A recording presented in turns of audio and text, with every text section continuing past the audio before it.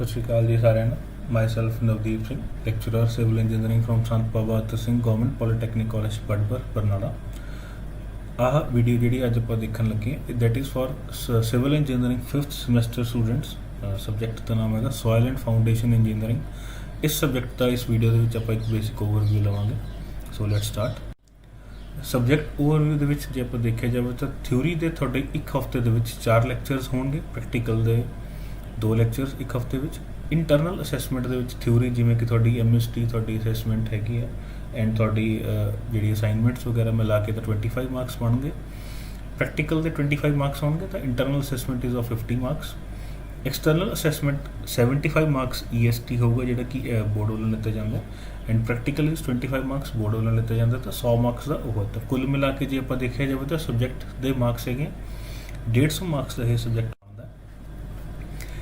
ਇਹ ਸਬਜੈਕਟ ਪੜ੍ਹਨ ਤੋਂ ਬਾਅਦ ਵਾਟ are the learning outcomes of this subject. ਇਹ ਸਬਜੈਕਟ ਪੜ੍ਹਨ ਤੋਂ ਬਾਅਦ ਤੁਹਾਡੇ ਜਿਹੜੇ ਲਰਨਿੰਗ ਆਊਟਕਮਸ ਕੀ ਹੋਣਗੇ। ਪਹਿਲੀ ਗੱਲ ਇਹ ਹੈ ਤੁਹਾਨੂੰ ਇਹ ਪਤਾ ਲੱਗ ਜਾਊਗਾ ਕਿ identify and classify the various types of soils. ਤੁਹਾਨੂੰ ਇਹ ਪਤਾ ਲੱਗ ਜਾਊਗਾ ਕਿ ਕਿਹੜੀਆਂ ਅਲੱਗ-ਅਲੱਗ ਤਰ੍ਹਾਂ ਦੀਆਂ ਮਿੱਟੀਆਂ ਸੋਇਲਸ ਜਿਹੜੀਆਂ ਆਪਣੇ ਕੋਲ ਅਵੇਲੇਬਲ ਹੈਗੀਆਂ ਨੇ, ਕਿਹੜੇ ਤਰ੍ਹਾਂ ਦੀ ਫਾਊਂਡੇਸ਼ਨਸ ਹੁੰਦੇ ਨੇ, ਉਹਨਾਂ ਦੇ ਕਿਹੋ ਜਿਹੇ ਸਟਰਕਚਰਸ ਹੁੰਦੇ ਨੇ, ਕਿਹੋ ਜਿਹੀ ਉਹਨਾਂ ਦੇ ਉੱਪਰ ਲੋਡਿੰਗ ਆਉਂਦੀ ਹੈ, ਸ਼ੀਅਰ ਸਟਰੈਂਥ ਕੀ ਹੁੰਦਾ ਹੈ, ਇੱਕ ਕੰਪੈਕਸ਼ਨ ਕੀ ਹੁੰਦਾ ਹੈ, ਕੰਸੋਲੀਡੇਸ਼ਨ ਕੀ ਹੁੰਦਾ ਹੈ, ਇੱਕ ਸੋਇਲ ਦੀ ਬੇਅਰਿੰਗ ਕੈਪੈਸਿਟੀ ਕੀ ਹੁੰਦੀ ਹੈ, ਇੱਕ ਸੋਇਲ ਦੀ ਤਾਕਤ ਕੀ ਹੈ, ਉਹ ਸੋਇਲ ਕਿੰਨਾ ਭਾਰ ਝੱਲ ਸਕਦੀ ਹੈ, that is bearing capacity of soil. ਉਹ ਆਪਾਂ ਇਹ ਤੁਸੀਂ ਜਾਣਕਾਰੀ ਇਸ ਸਬਜੈਕਟ ਦੇ ਵਿੱਚ ਲਓਗੇ। ਇੱਕ ਸੋਇਲ ਦੀ ਲਿਕੁਇਡ ਲਿਮਿਟ ਕੀ ਹੁੰਦਾ ਹੈ, ਪਲਾਸਟਿਕ ਲਿਮਿਟ ਕੀ ਹੁੰਦਾ ਹੈ। 2 ਟੈਕਨੀਕਲ ਟਰਮਸ ਨੇ ਸਿਵਲ ਇੰਜੀਨੀਅਰਿੰਗ ਲਈ ਬਹੁਤ ਇੰਪੋਰਟੈਂਟ ਪਤਾ ਹੋਣੀ ਚਾਹੀਦੀਆਂ ਨੇ, ਤਾਂ ਇਸ ਨੂੰ ਆਪਾਂ ਵੀ ਇਸ ਸਬਜੈਕਟ ਦੇ ਵਿੱਚ ਪੜ੍ਹਾਂਗੇ ਅਤੇ ਤੁਸੀਂ ਇਸ ਸਬਜੈਕਟ ਪੜ੍ਹਨ ਤੋਂ ਬਾਅਦ ਇਹ ਸਾਰੀ ਜਾਣਕਾਰੀ ਤੁਹਾਡੇ ਕੋਲ ਹੋਊਗੀ। Maximum dry density of soil and optimum moisture content of soil, ਇਹ ਇੱਕ ਬਹੁਤ ਹੀ ਇੰਪੋਰਟੈਂਟ ਚੀਜ਼ ਹੈਗੀ। ਜਦੋਂ ਆਪਾਂ ਕੰਪੈਕਸ਼ਨ ਦੇ ਚੈਪਟਰ ਵਿੱਚ ਕੀ ਪੜ੍ਹੀ ਜਾਊਗੀ, ਮੰਨ ਲਓ ਕੋਈ ਵੀ ਸੜਕ ਬਣ ਰਹੀ ਹੈਗੀ ਤਾਂ ਸੜਕ ਬਣਨ ਤੋਂ ਪਹਿਲਾਂ ਉਸ ਦੇ ਥੱਲੇ ਇੱਕ ਐਮਬੈਂਕਮੈਂਟ ਤਿਆਰ ਹੁੰਦੀ ਹੈ ਮਿੱਟੀ ਦੀ, ਜਿਹੜਾ ਕਿ ਉਸ ਦੀ ਫਾਊਂਡੇਸ਼ਨ ਦੀ ਤਰ੍ਹਾਂ ਐਕਟ ਕਰਦਾ ਹੈ। ਉਸ ਨੂੰ ਕੰਪੈਕਟ ਕਰਨ ਵਾਸਤੇ ਉਹਦੇ ਵਿੱਚ ਕਿੰਨੇ ਪਾਣੀ ਦੀ ਜ਼ਰੂਰਤ ਹੈ ਤਾਂ ਕਿ ਉਹ ਮੈਕਸਿਮਮ ਡੈਂਸਿਟੀ ਦੇ ਉੱਪਰ ਕੰਪੈਕਟ ਹੋ ਸਕੇ। ਉਹ ਕਿਵੇਂ ਕਰਨਾ ਹੈ, ਕਿਵੇਂ ਹੁੰਦਾ ਹੈ, ਉਹ ਸਾਰਾ ਕੁਝ ਆਪਾਂ ਇਸ ਸਬਜੈਕਟ ਦੇ ਵਿੱਚ ਇਸ ਚੈਪਟਰ ਦੇ ਵਿੱਚ ਪੜ੍ਹਾਂਗੇ। ਅਤੇ ਅਲੱਗ-ਅਲੱਗ ਤਰ੍ਹਾਂ ਦੇ perform various test on soil, ਅਲੱਗ-ਅਲੱਗ ਤਰ੍ਹਾਂ ਦੇ ਟੈਸਟ ਜਿਹੜੇ ਕਿ ਆਪਣੇ ਕੋਲ ਅਵੇਲੇਬਲ ਹੈਗੇ ਨੇ। ਉਹ ਟੈਸਟ ਜਿਹੜੇ ਕਿ ਸੋਇਲ ਦੇ ਕਰਨੇ ਜ਼ਰੂਰੀ ਹੈਗੇ ਨੇ, ਚਾਹੇ ਬਿਫੋਰ ਕੰਸਟਰਕਸ਼ਨ ਹੋਵੇ, ਤਾਂ ਉਹ ਆਪਾਂ ਸਾਰਾ ਕੁਝ ਇਹ ਸਬਜੈਕਟ ਦੇ ਵਿੱਚ ਪੜ੍ਹਾਂਗੇ। ਤਾਂ these are the learning outcomes of the subject. ਜੇ ਆਪਾਂ ਸਿਲੇਬਸ ਦਾ ਓਵਰਵਿਊ ਦੇਖੀਏ ਤਾਂ ਪਹਿਲਾ chapter is introduction.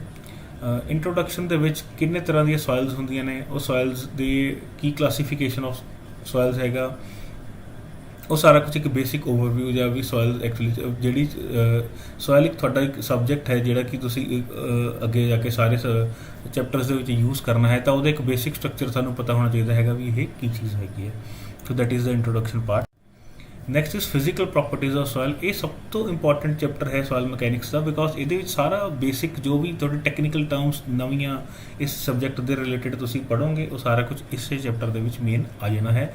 So this chapter is the base of the whole of the subject. So physical properties of soil ਜਿਹੜਾ chapter ਹੈ, ਇਸ ਨੂੰ miss ਨਹੀਂ ਕਰਨਾ ਚਾਹੀਦਾ ਹੈ। ਇਹ ਸਬਜੈਕਟ ਬਹੁਤ ਹੀ ਇੰਪੋਰਟੈਂਟ ਹੈ ਅੱਗੇ ਸੋਇਲ ਮਕੈਨਿਕਸ ਨੂੰ ਪੜ੍ਹਨ ਵਾਸਤੇ। ਸੋ ਇਹਦੇ ਵਿੱਚ ਆਪਾਂ ਅਲੱਗ-ਅਲੱਗ ਤਰ੍ਹਾਂ ਦੇ ਬੇਸਿਕ ਜਿਵੇਂ ਕਿ ਵੋਇਡ ਰੇਸ਼ੋ ਹੈ, ਪੋਰੋਸਿਟੀ ਹੈ, ਡਿਗਰੀ ਆਫ ਸੈਚੂਰੇਸ਼ਨ ਕੀ ਹੁੰਦਾ ਹੈ ਇੱਕ ਮਿੱਟੀ ਵਿੱਚ, ਵਾਟਰ ਕੰਟੈਂਟ ਕੀ ਹੁੰਦਾ ਹੈ, ਸਪੈਸੀਫਿਕ ਗ੍ਰੈਵਿਟੀ ਕੀ ਹੁੰਦਾ ਹੈ, ਬਲਕ ਡੈਂਸਿਟੀਜ਼ ਅਲੱਗ-ਅਲੱਗ ਤਰ੍ਹਾਂ ਦੀਆਂ ਕੀ ਹੁੰਦੀਆਂ ਨੇ। ਸੋ ਇਹ ਸਾਰਾ ਕੁਝ ਫੇਸ ਡਾਇਗਰਾਮ ਕੀ ਹੁੰਦਾ ਹੈ ਕਿ ਇੱਕ ਸੋਇਲ ਨੂੰ ਰਿਪਰੈਜ਼ੈਂਟ ਕਰਨ ਦਾ ਕੀ ਤਰੀਕਾ ਹੈ, ਦੈਟ ਇਜ਼ ਫੇਸ ਡਾਇਗਰਾਮ। ਉਹ ਫੇਸ ਡਾਇਗਰਾਮ ਦੇ ਵਿੱਚ ਆਪਾਂ ਕਿਵੇਂ ਰਿਪਰੈਜ਼ੈਂਟ ਕਰਾਂਗੇ। ਸੋ ਫਿਜ਼ੀਕਲ ਪ੍ਰੋਪਰਟੀਜ਼ ਆਫ ਸੋਇਲ ਦੇ ਵਿੱਚ ਆਪਾਂ ਚੈਪਟਰ ਦੇ ਵਿੱਚ ਇਹ ਵਾਲੀ ਚੀਜ਼ਾਂ। Next is classification and identification of the soil. ਇੱਕ ਇੰਡੀਅਨ ਸਟੈਂਡਰਡਸ ਦੇ ਅਕੋਰਡਿੰਗ, ਇੱਕ ਇੰਡੀਅਨ ਸਟੈਂਡਰਡ ਕੋਡ ਦੇ ਅਕੋਰਡਿੰਗ ਆਪਾਂ ਜਿਹੜੀ ਮਿੱਟੀ ਹੈਗੀ ਉਸ ਮਿੱਟੀ ਨੂੰ ਕਿਸ ਤਰੀਕੇ ਦੇ ਨਾਲ ਕਲਾਸੀਫਾਈ ਕਰ ਸਕਦੇ ਹਾਂ। ਕੀ ਉਹ ਮਿੱਟੀ ਕਲੇ ਹੈ, ਕੀ ਉਹ ਮਿੱਟੀ ਕੋਹੈਸਿਵ ਹੈ, ਕੀ ਉਹ ਮਿੱਟੀ ਕੋਹੈਸ਼ਨਲੈਸ ਹੈ। ਇਹ ਸਾਰੀਆਂ ਚੀਜ਼ਾਂ ਆਪਾਂ ਇਸ ਚੈਪਟਰ ਦੇ ਵਿੱਚ ਪੜ੍ਹਾਂਗੇ, that is classification and identification of soil. ਛੋਟਾ ਚੈਪਟਰ ਹੈ ਬਟ ਇਸ ਚੈਪਟਰ ਦੀ ਵੀ ਇੰਪੋਰਟੈਂਸ ਬਹੁਤ ਜ਼ਿਆਦਾ ਹੈ।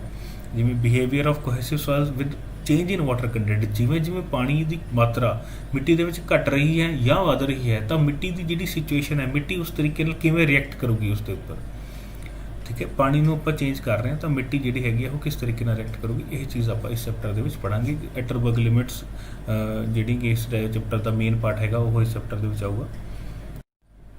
Next chapter is flow of water through soils. ਇਹਦੇ ਵਿੱਚ ਇੱਕ ਡਾਰਸੀਜ਼ ਲਾਅ ਨਾਮ ਦਾ ਜਿਹੜਾ ਲਾਅ ਹੈਗਾ ਉਹ ਆਪਾਂ ਇਸ ਚੈਪਟਰ ਦੇ ਵਿੱਚ ਮੇਨ ਰੋਲ ਪਲੇ ਕਰਦਾ ਹੈ।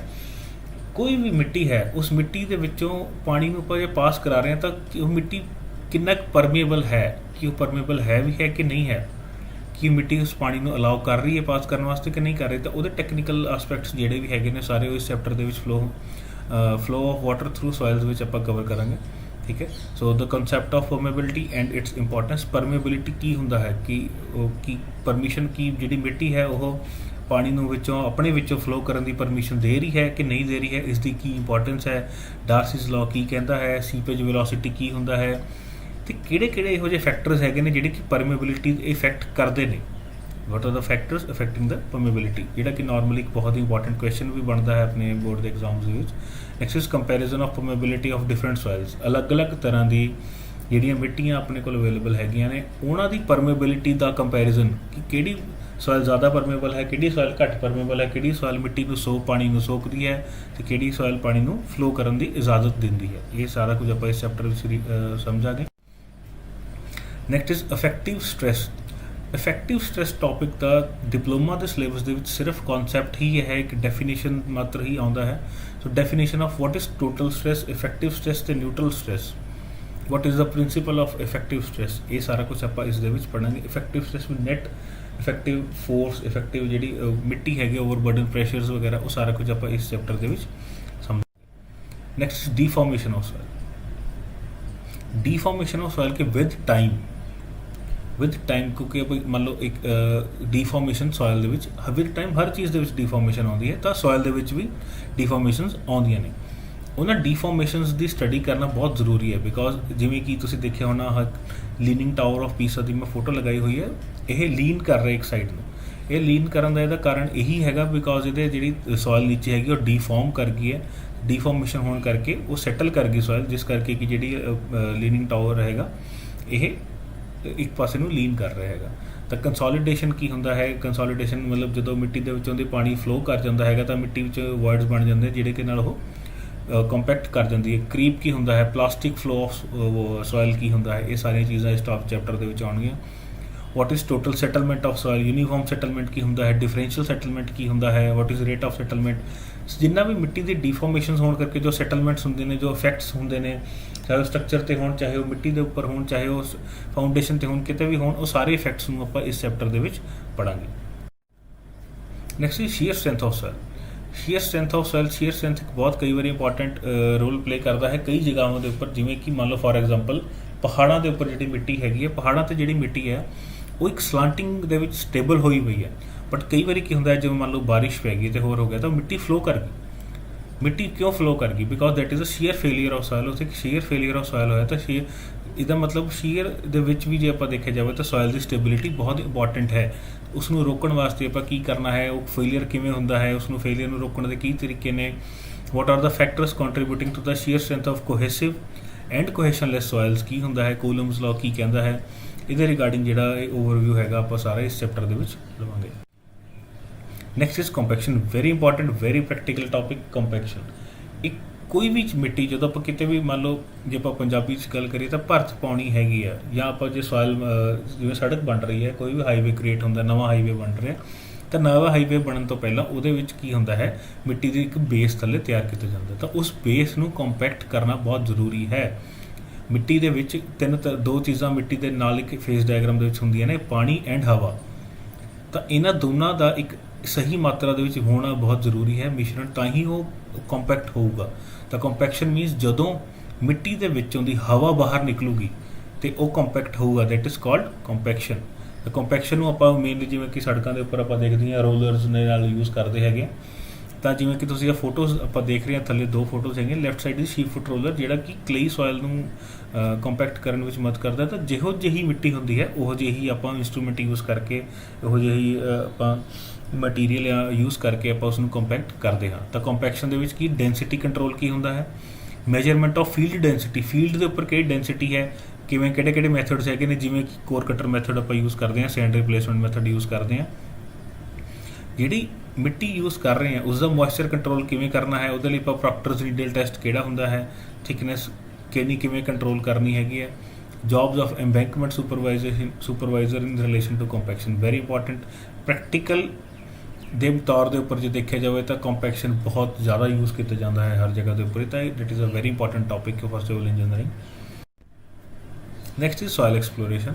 ਸੋਇਲ ਐਕਸਪਲੋਰੇਸ਼ਨ ਹੁੰਦਾ ਹੈ ਵੀ ਮਿੱਟੀ ਜੇ ਕਿਤੇ ਵੀ ਮੰਨ ਲਓ ਕੋਈ ਵੀ ਸਾਈਟ ਹੈ, ਤੁਹਾਨੂੰ ਹਰ ਜਗ੍ਹਾ ਦੇ ਉੱਪਰ ਮਿੱਟੀ ਦਾ ਜਿਹੜੇ ਸਟਰਕਚਰ ਹੈਗਾ ਉਹ ਡਿਫਰੈਂਟ ਹੈ, ਹਰ ਜਗ੍ਹਾ 'ਤੇ ਮਿੱਟੀ ਡਿਫਰੈਂਟ ਹੈ, ਹਰ ਜਗ੍ਹਾ 'ਤੇ ਮਿੱਟੀ ਦੇ ਲੇਅਰਸ ਡਿਫਰੈਂਟ ਹੈ। ਜੇ ਆਪਾਂ ਉੱਪਰ ਦੇਖੀਏ ਤਾਂ ਉੱਪਰ ਕੁਝ ਹੋਰ ਤਰ੍ਹਾਂ ਦੀ ਮਿੱਟੀ ਹੈ, ਜੇ ਆਪਾਂ ਉਸਨੂੰ ਖੁਦਾਈ ਕਰੀਏ ਤਾਂ ਨੀਚੇ ਕੁਝ ਹੋਰ ਤਰ੍ਹਾਂ ਦੀ ਮਿੱਟੀ ਨਿਕਲ ਕੇ ਆਉਂਦੀ ਹੈਗੀ। ਤਾਂ ਸੋਇਲ ਕੋਈ ਵੀ ਸਟਰਕਚਰ ਬਣਾਉਣ ਤੋਂ ਪਹਿਲਾਂ ਜਾਂ ਕੋਈ ਵੀ ਜਗ੍ਹਾ ਦੇ ਉੱਪਰ ਕੁਝ ਵੀ ਸਿਵਲ ਇੰਜੀਨੀਅਰਿੰਗ ਦਾ ਕੋਈ ਕੰਮ ਕਰਨ ਤੋਂ ਪਹਿਲਾਂ ਤੁਹਾਨੂੰ ਪਤਾ ਹੋਣਾ ਚਾਹੀਦਾ ਹੈ ਵੀ ਉੱਥੇ ਮਿੱਟੀ ਕਿਹੋ ਜਿਹੀ ਹੈ। ਤਾਂ ਉਹਦੇ ਲਈ ਆਪਾਂ ਨੂੰ ਇੱਕ ਸੋਇਲ ਐਕਸਪਲੋਰੇਸ਼ਨ ਦੇ ਤਰੀਕੇ ਆਪਾਂ ਦੇਖਾਂਗੇ ਵੀ ਆਪਾਂ ਐਕਸਪਲੋਰ ਕਰਾਂਗੇ ਉੱਥੇ ਜਾ ਕੇ, ਸਾਈਟ 'ਤੇ ਜਾ ਕੇ ਵੀ ਕਿਹੋ ਜਿਹੀ ਮਿੱਟੀ ਹੈ, ਉਸ ਦੇ ਅਕੋਰਡਿੰਗ ਆਪਾਂ ਅੱਗੇ ਜਾ ਕੇ ਆਪਣੀ ਡਿਸੀਜ਼ਨਸ ਲਵਾਂਗੇ ਵੀ ਕਿਵੇਂ ਸਟਰਕਚਰ ਨੂੰ ਕੰਸਟਰਕਟ ਕਰਨਾ ਹੈ। ਠੀਕ ਹੈ, ਤਾਂ reconnaissance method of soil exploration, trial pits, boring ਕਰਨੀ ਹੈ, ਔਗਰ ਵਾਸ਼ ਜਿਹਨੂੰ ਆਪਾਂ ਕਹਿੰਦੇ ਹਾਂ, ਰੋਟੇਟਰੀ, ਇਹ ਸਾਰੀਆਂ ਚੀਜ਼ਾਂ ਆਪਾਂ ਇਸ ਚੈਪਟਰ ਦੇ ਵਿੱਚ ਪੜ੍ਹਾਂਗੇ।